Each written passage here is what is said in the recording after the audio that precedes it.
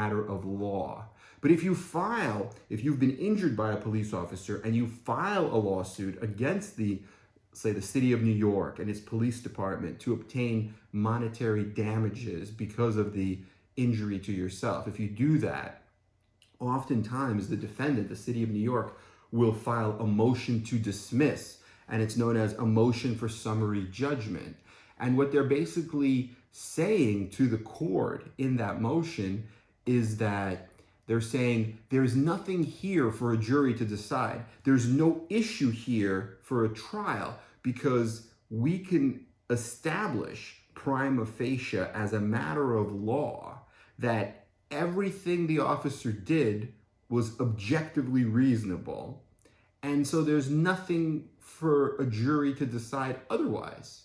And therefore, the case should just be dismissed.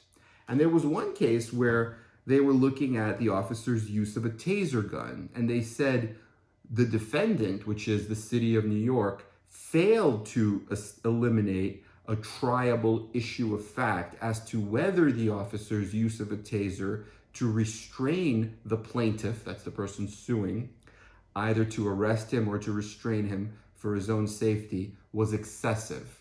So that goes in line with the same thing we were talking about just moments ago, right?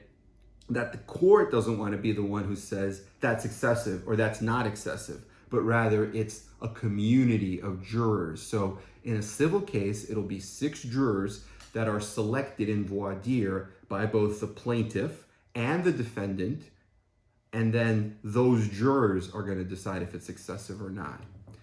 And then with respect to deadly force, an officer's decision to use deadly force is objectively reasonable only if the officer has probable cause to believe that the suspect poses a significant risk or a significant threat of death to that officer or serious physical injury to the officer.